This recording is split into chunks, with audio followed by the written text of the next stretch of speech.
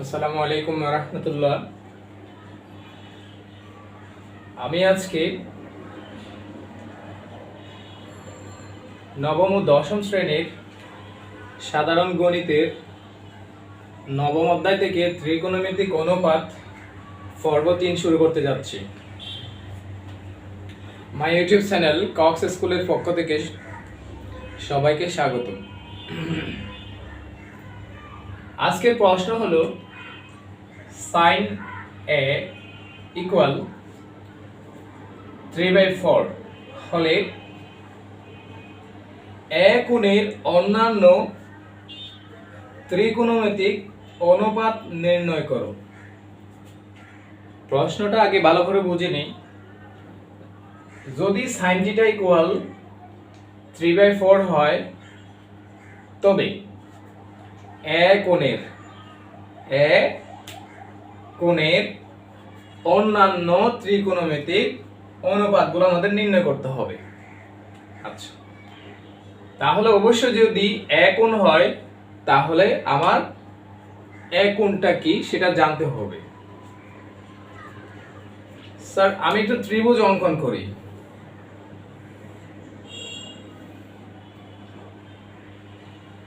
এক্ষেত্রে A B C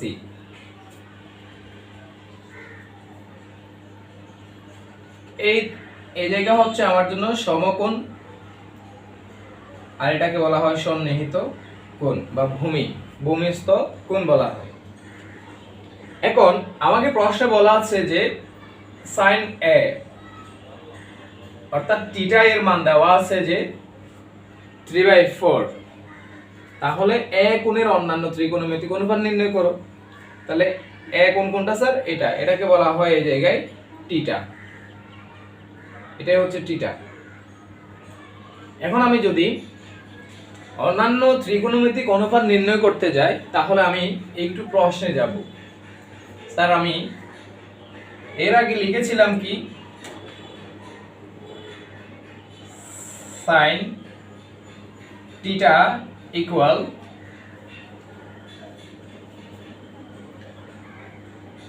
লম্ব by অতিভুজ।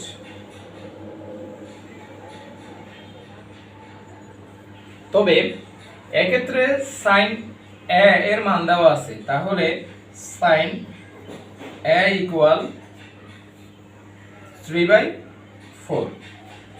তাহলে কি এটা নয় কি যে sin θ এর মান যদি লম্ব বাই অতিভুজ হয় তাহলে sin এর মান লম্ব ইকুয়াল টু কত দেওয়া আছে 3 আর অতিভুজ সমান দেওয়া আছে কত 4।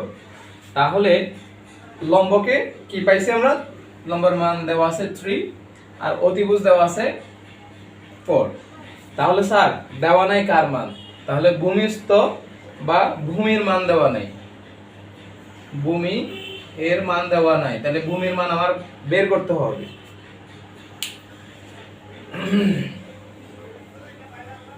তাহলে আমি লিখতে যাচ্ছি যে দেওয়া আছে কার মান? দেওয়া আছে লম্ব এর মান এবং অতিভুজের মান দেওয়া আছে। স্যার লম্ব কেমনে নির্ণয় করছেন আপনি? স্যার কোণের বিপরীত লম্বকে বলা হয় লম্ব,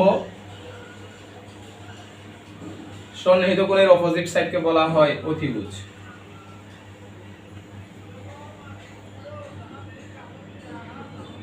স্যার অতিভুজের মান 4, লম্বের মান 3। তাহলে আমার ভূমির মান নির্ণয় করতে হবে। যদি নির্ণয় করতে হয় তাহলে আমার একটা স্যার সূত্র অ্যাপ্লাই করতে হবে। দেওয়া আছে বলে লিখি আমি যে দেওয়া আছে লম্ব সমান কত দেওয়া আছে 3 আর অতিভুজ সমান দেওয়া আছে কি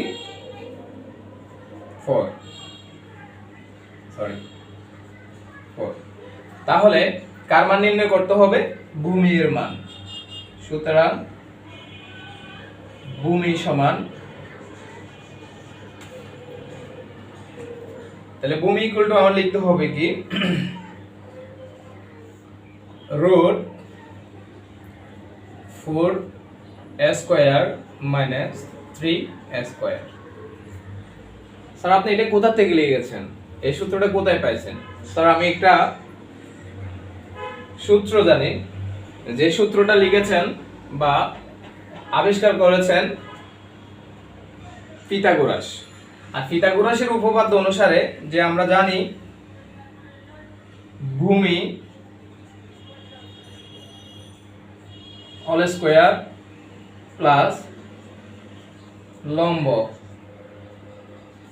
হোল স্কয়ার ইকুয়াল টু অতিভুজ হোল স্কয়ার।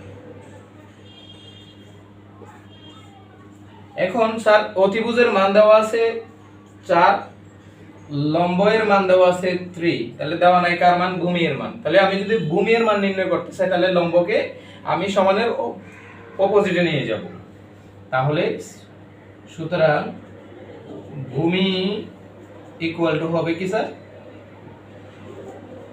অতিভুজ হোল স্কয়ার মাইনাস লম্ব হোল স্কয়ার। এখন আমার লম্বের মান দেওয়া আছে কত স্যার? 4 মাইনাস 3। তাহলে এক্ষেত্রে এভাবে আমার কি করতে হবে? গণিতটা বের করতে হবে। আমি একটু এই সূত্র থেকে আসলে এই মানটা বের করব। এক্ষেত্রে 4 এর সাথে 2 গুণ স্কয়ার আকারে আছে, তাহলে 4 কয়টা স্যার? 4 হচ্ছে 2টা, তাহলে 4 4 কত হয়? 16। তাহলে আমি এই জায়গায় বসাবো কত? 16 মাইনাস 3 কয়টা স্যার? 3 হচ্ছে 2টা, 3 গুণ 3 সমান কত? 6। তাহলে 3 স্কয়ার ইকুয়াল হচ্ছে 6। এটার উপর কি আছে স্যার? রুট ওভার আছে। তাহলে 16 থেকে 6 গেলে হয় কত? 7। তাহলে আমি ভূমি এর সুতরাং ভূমি ইকুয়াল পাইলাম কত? √7। স্যার এখন আমি কি এর মান পাইলাম?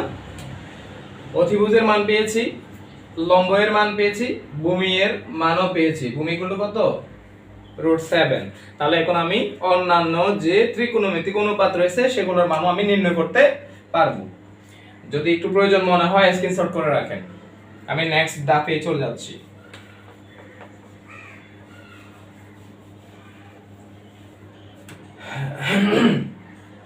আচ্ছা যাই, তাহলে আমার sin θ এর মান দেওয়া আছে বা sin a এর মান দেওয়া আছে।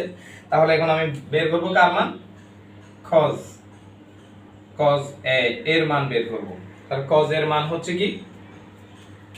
ভূমি বাই অতিভুজ। তাহলে ভূমি বাই কি? অতিভুজ। তবে ভূমি এর মান কত পেয়েছি স্যার? √7। তাহলে অতিভুজের মান কত দেওয়া ছিল? 4। তাহলে এটা হচ্ছে cos a এর মান। আমি যদি এভাবে যদি tan এর মান নির্ণয় করতে যাই, tan এর মান নির্ণয় করতে যাই, তাহলে সেই ক্ষেত্রে হবে কি স্যার? লম্ব ভাই ভূমি। তাহলে স্যার লম্ব এর মান দেওয়া আছে কত? 3।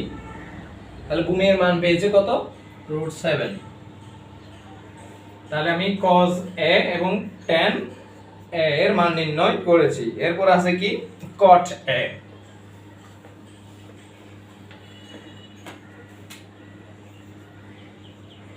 cot a, তাহলে cot a ইকুয়াল টু কি?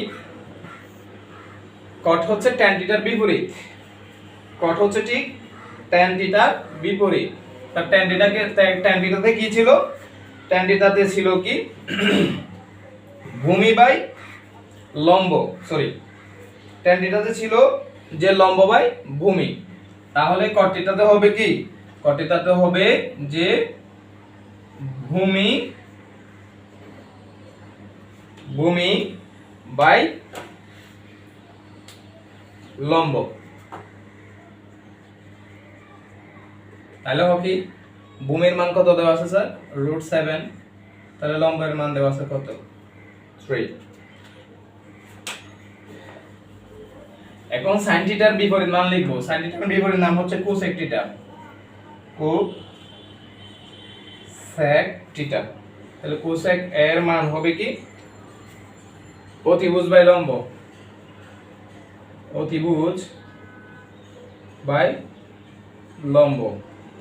তার অতিভুজের মান দেওয়া আছে 4, তাহলে লম্বের মান দেওয়া আছে কত 3। তাহলে cos এর মান হচ্ছে কি 4/3।